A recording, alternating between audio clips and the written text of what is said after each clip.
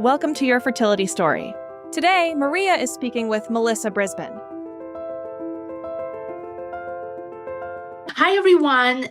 So today I have one of the best probably attorneys that you could ever meet, specialist for surrogacy in the United States. So we have Melissa Brisbane. Hi, Melissa. Hi, so nice to be here. Thank you for having me. Absolutely. And I know in preparation for this session, I asked you to really brag about yourself. It's hard to do, but I really want you to do it because you have been at the beginning of formation of surrogacy in United States, and actually not just in the United States, but probably globally. Would you speak a little bit about that? Because it's going to really help everyone to understand, the perspectives that you're going to be bringing. Absolutely. So I have been in this field since 1998, and I'm licensed in 6 states in the United States. I also helped draft legislation for the Taiwanese government about 15 years ago. And I have worked in China and also in Israel on differing projects having to do with surrogacy. I've done about 10,000 reproductive cases for my law firm and obviously others. I used to own a surrogacy agency, which I sold in 2019, which was one of the first agencies in the United States. So I have seen surrogacy change and evolve, and the terms and the participants evolve over the past 3 decades. So it's been a long time. I had all of my children from gestational surrogacy, so I have some personal experience with it as well. And as a lawyer, right, it really helped running my agency and navigating the laws as well. Oh, well, thank you for sharing that. And really, everything that you have said, this is like one of the reasons why we always advocate, when parents are considering attorney for themselves, right, or for their journey, we always bring up your name because not just you seeing from the perspective of the law, but as you mentioned, the fact that you have been on the receiving end, right, and you use surrogacy, so you know what parents and surrogates are going through, and also you run your agency. Like, I cannot compare your experience with anything else. Since you touched on just how all of these years and longevity in surrogacy, could you walk us through what has changed through the years? Maybe not in big details, but what are some trends that you're seeing from how it used to be and where we are right now? So there is more acceptance of using a gestational surrogate than there was when I started. So when I started my agency, there were between 100 and 200 births in the United States for gestational surrogacy. So you're talking very small numbers, right?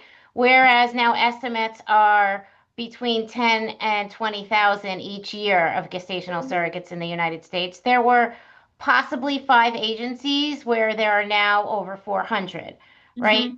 There, so some of the younger people watching this will probably not know this, but there was no such thing as text messaging when I started, or Yeah. smartphones, or widespread use of the internet and email. So the only way that information got out most of the time was via the television, or print newspapers, which we don't see anymore. So the internet and making the world smaller has made it accessible to a lot more people.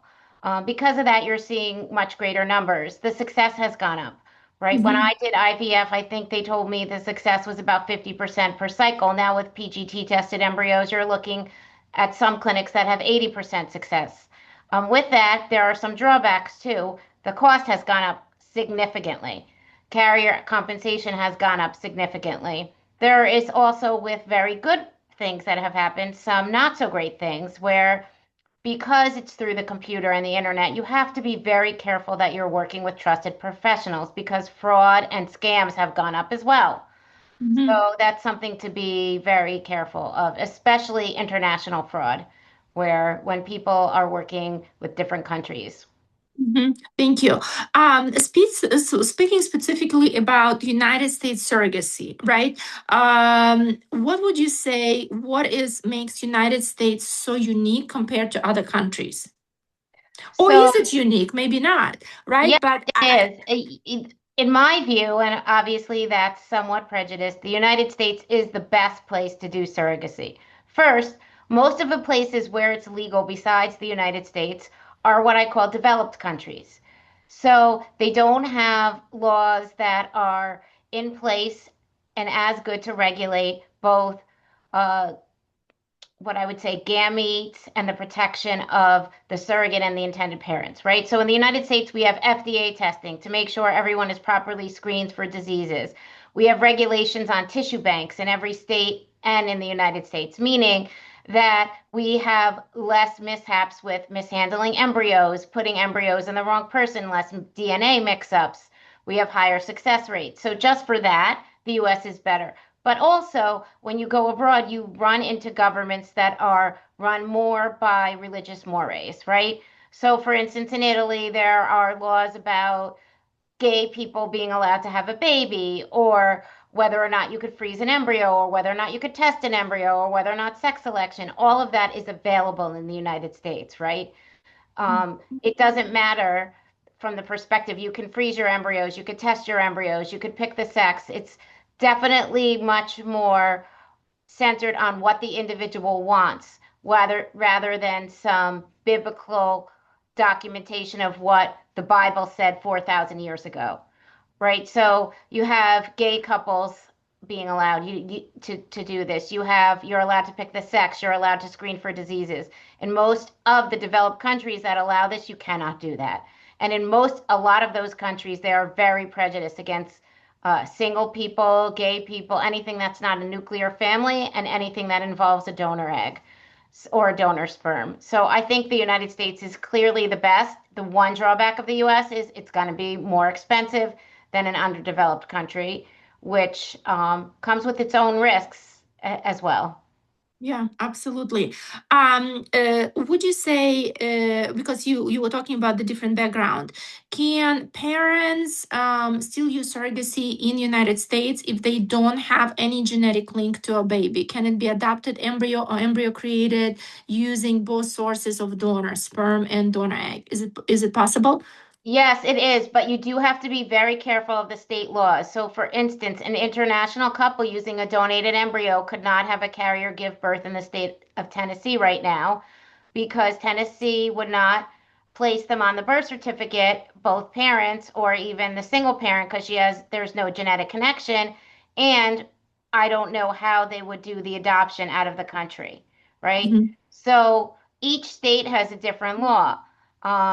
So if they live outside the country, for instance, New York State the statute does not allow at least one person of the couple, or if it's an individual, that person has to be U.S. domiciled. So a resident or have certain green card or be a citizen. So you have to have a lawyer or an agency that is matched up with a lawyer that makes sure you're picking a surrogate in a state that allows what you want to do. Okay, all right. Is there something that you feel like when parents are starting the journey or they're considering the journey, there are some things that you're explaining over and over and over again? Well, patience.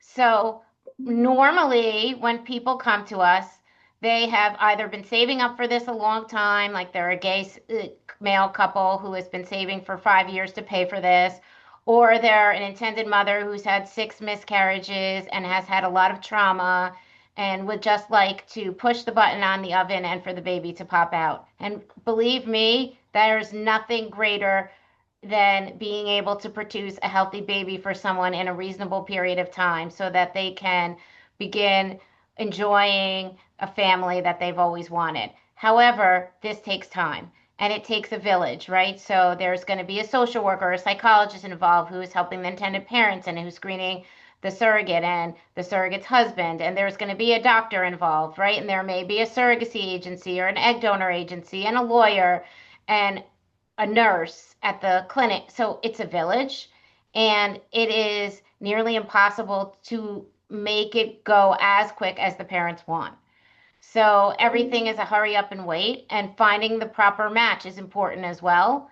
So I think that getting your professional team together and trusting them and being willing to trust their timelines is very important. Thank you. I love what you said. Hurry up and wait. I'm going to Yes. use that in the future because that's truly how it is. Um, when you think about surrogacy contract, what are some absolute areas that you think parents or all of the participants should really know that they should be there to Well, protect there them are from? three big elements that I find are sometimes not well vetted out before they come to me. The Mhm. biggest one is termination, right? People have Mhm. very strong feelings about whether or not they want to terminate a fetus and under what reasons, right? So anybody that comes to us to do this big project doesn't want to terminate a healthy fetus, right? No. So, but there are going to be some intended parents who would never terminate a fetus no matter how dire the situation with the baby. And there would be some that would consider a defect minor, whereas the carrier would never terminate for that reason. So we have to make sure everybody is on the same page as that because you really can't force a person to have a termination, right? That you could maybe in some states possibly, but even then that might be hard in withhold some payments or monetary, but really we have to make sure that everybody is on the same page about under what circumstance would a fetus terminate and who gets the ultimate decision making on that. We have to make sure the parents know that there, even if it's in the contract, there's no way we're going to have control over that. And that if the Mhm. woman changes her mind, there's going to be no court that is going to issue an injunction or issue a demand that the carrier undergo an abortion, right? The second thing is the biggest problem I see in these arrangements is hurt feelings, right? Mhm. There's an expectation by the carrier that the parents are going to call this much, or they're calling too much, or they're asking her what they're eating, or they don't trust her. Or so it's a lot of um, emotions pent up on everyone's side. And we have to have, I think, I even put it in the contract. Do you want your carrier to call you once a week at a certain time to give you an update? Does the carrier not want to be bothered at certain times unless it's an emergency? Like if from 7 to 8 every night she puts her kid to bed, that is not a good time for you to call her, unless, of course, there's an absolute emergency. So I like to go over expectations of communication and like who's going to be in the delivery room and what kind of relationship they want. Then there's also expectations after birth. Legally, Mhm. the parents are going to be the parents. They never have to talk to the carrier again, and it goes vice versa. The carrier never has to talk to the parents again. But if a carrier expects to receive a picture once a year for a few years, that is going to hurt her feelings if you're not willing to do that. So think about what you're willing to do. Of course, it's not going to be enforceable to send a picture, but it's not the right thing to do to say you'll do it and then not do it, right? Mhm. So we want to get expectations together. And a big thing also is who's going to be in the delivery room, right? So Mhm. obviously, if the hospital says no one's in the delivery room because there's COVID, then there's nothing we could do. But most carriers will permit the parents in the delivering, but some won't, and we want to know that up front. So I think Mhm. that's an important. Other important things to discuss, not directly with the carrier, are your budget, right? So you don't want to pick a carrier who wants 85,000 if you can't pay more than 50, right? Because what are we going to do when it comes time to fund escrow before she gets pregnant and you don't have the money to put in there? Yeah, yeah, no, completely makes sense. When thinking about the process overall, the legal process, do you have certain milestones that you follow, especially from the perspective like parental rights and everything? So, does your work start? Absolutely. So, Before yeah, they walk us even through. get matched, so I like the client to reach out to me for an introduction when they're starting the process. And I need to know like where they live, what gametes are being used, what's their marital status. And when they get a profile from the agency, I want them to come to me to say, is this going to work for what I want? So I give you an example. Let's say you have a client who lives in France and they want to pick a carrier who lives in Virginia. There's nothing wrong with that, but Virginia typically takes 6 to 8 weeks to get a birth certificate back. Could it be sooner? Mm. Yes, but it is not like Pennsylvania where I can get a birth certificate within 3 to 4 days after birth. So if they want to go home quickly, that's not going to happen in Virginia, right? So I like to just have the facts so I can advise them on certain things. I also like to know If it's not open enrollment time, does she have insurance and is that a factor? Because that may delay transfer, right? If we have a Hmm. carrier now who has no insurance that will cover for a surrogate pregnancy, we're waiting until November or December of next year if they're not willing to buy an expensive policy. Hmm. So I like for them when they get the profile, right? And then when they pass screening, I want to talk to them again. Obviously, if something comes up in between, then they have, because when they pass all the screening, that's when we would draft the contract, right? But issues that we need to attend to before the screening are definitely, can parental rights be done in the way that the parents want them? And do we have adequate insurance to be able to insure that person?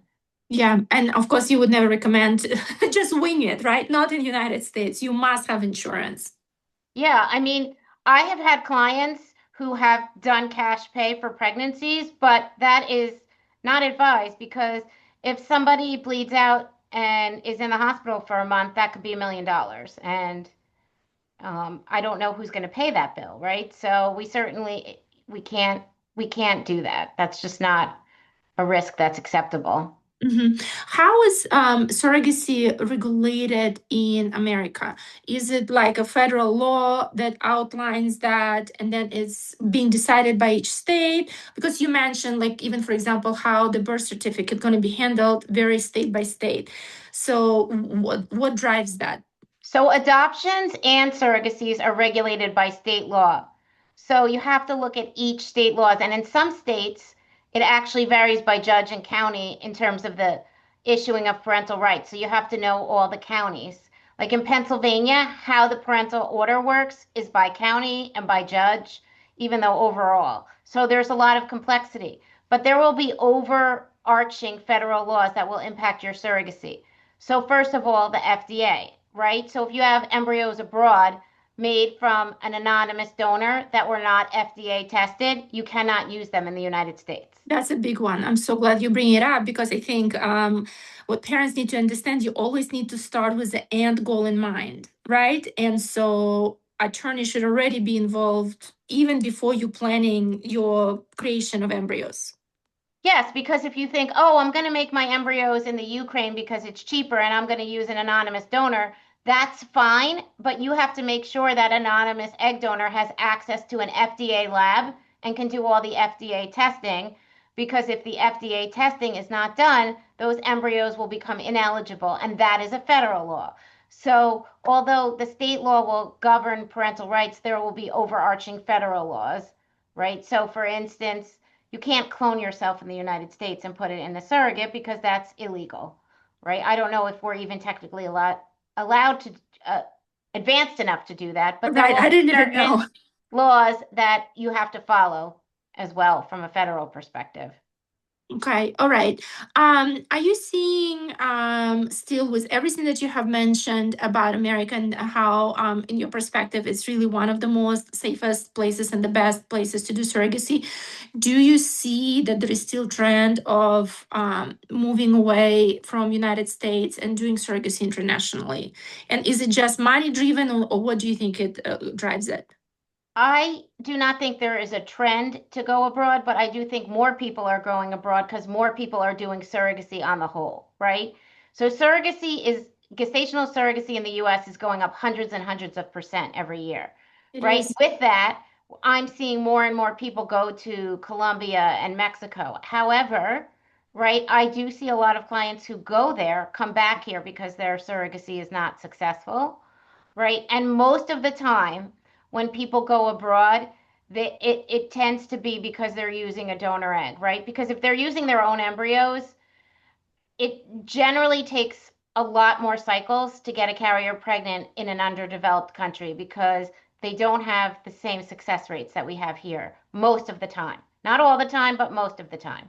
So if you're using an egg donor abroad, the the packages that they sell tend to offer you unlimited cycles or 6 or 10 cycles with an egg donor.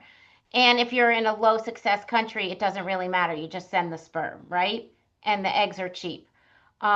So I think the risks, though, increase with the United States and whether or not how we're going to have to wait to see until June, but how any of President Trump's attempts to overrule or modify the Constitution on what constitutes and what makes a baby a U.S. citizen abroad or a U.S. citizen or a baby born on U.S. soil.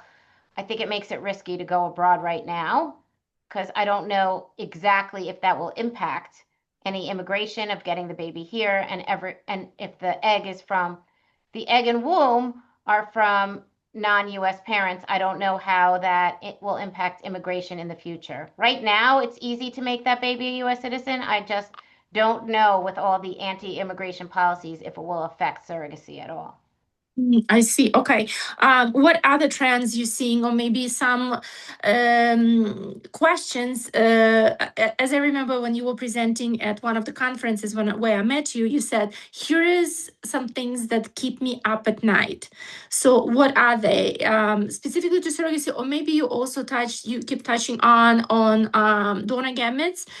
Is there anything that you think could help Yes. people? So I think that you have to be extremely careful because the biggest things that keep me up at night are trust funds.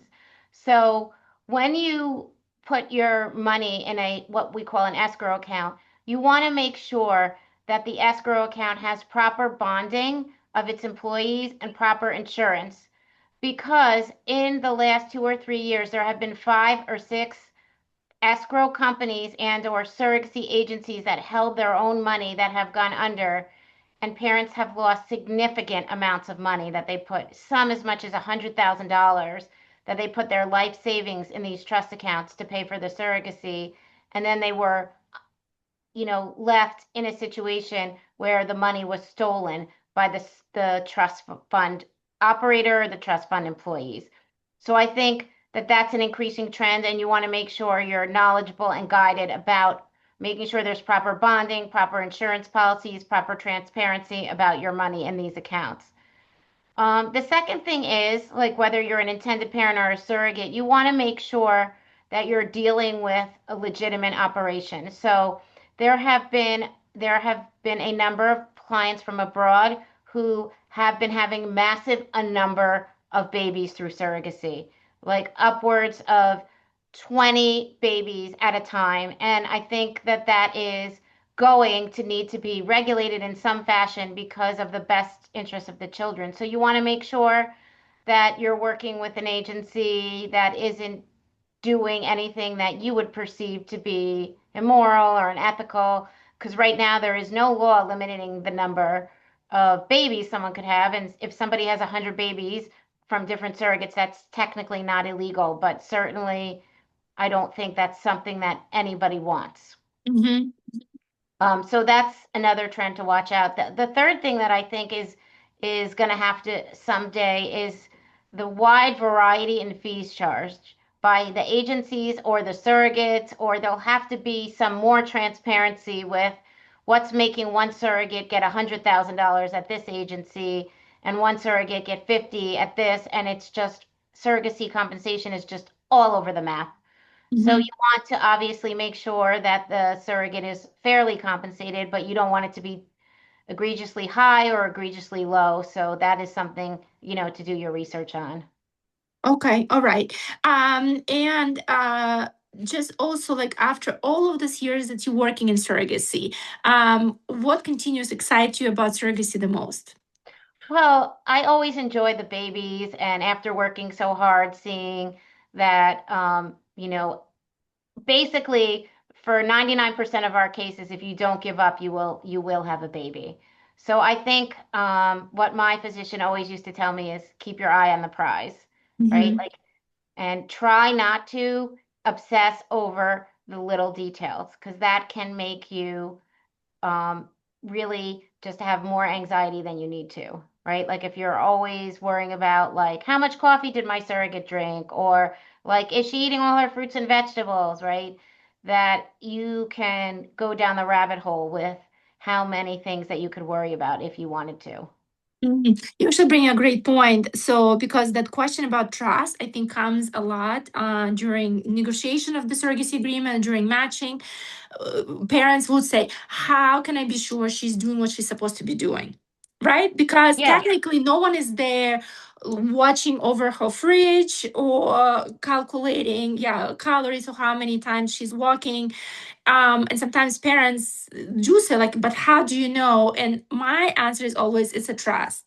But Well, maybe you it's have a a better trust answer. also. Yes, but I always have like two things that I tell people. First of all, if you marry someone, you don't know what they're eating all day either, or what they're doing all day, right? That's a Like good you're not one. going to follow your spouse around to see if they had like an extra cookie at work today. So there's no way to track this. The second thing is the past is the best predictor of the future, right? So if you get the medical records from all three of their children, and in all three of those, they acted appropriately, had healthy babies, didn't smoke, didn't drink, they're not all of a sudden going to say, oh, I'm carrying a baby for Melissa. I want to have cocaine, right? Yeah. Like, it doesn't Or happen. start smoking suddenly. Yeah. So it's very important for us to look at their past behavior because that is a predictor of the future. The other thing also that is important to look at their past behavior because if they had complications in the past, those may likely reoccur unless the doctor tells you that there's a reason that they shouldn't. So the past is the best predictor of how people are going to behave in the future. Okay. With the surrogacy you brought, specifically in America, we noticing that, everyone is struggling recruiting surrogates, right? Like there is definitely more parents than there are surrogates. In this situation, I worry that sometimes there could be some items overlooked or could be like those, how would you say, shortcuts. What would you say absolutely do not negotiate on? Like you touched a little bit on like this borderline, like if there's some medical issues, but if it's approved through the doctor, it's okay. But have you seen throughout your practice that there is just some Yeah, real so factors I that are had a being client. overlooked? Yeah, so I had a client who only wanted to have a single Jewish carrier because the rabbi would only authorize her to use a single Jewish carrier. So it took very long time, and she finally located one on her own.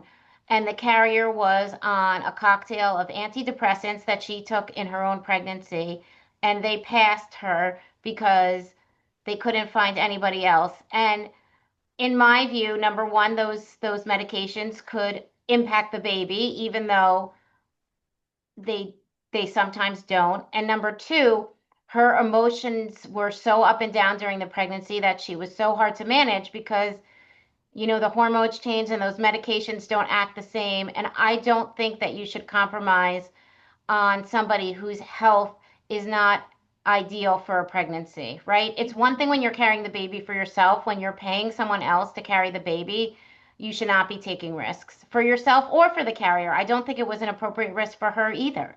She already had, obviously, she was on antidepressants, so she already had mental health that needed to be managed. And I don't think it was an appropriate risk for her to take either. Okay. Well, what would you want people to walk away with after listening to you? So is there is like I don't know whether it's something like warm and fuzzy that you could say don't give up, or something that they really need to remember. What would that be? I actually think it's really important to research your team and put together a good team because you're going to have times where you're going to want to give up. But if you just let the team do the work, that's important. It's important to put your team together and then they will help you through the process. Okay. Well, thank you. Thank you for being part of our team. We are definitely extremely grateful, and I hope many more people will come your way, including or especially maybe people who are considering doing independent journeys and think that they could do everything by themselves. I would highly recommend that they at least give you a call and have an interview with you. Thank you very much. It was great being here, and Thank you. I wish everyone lots of luck.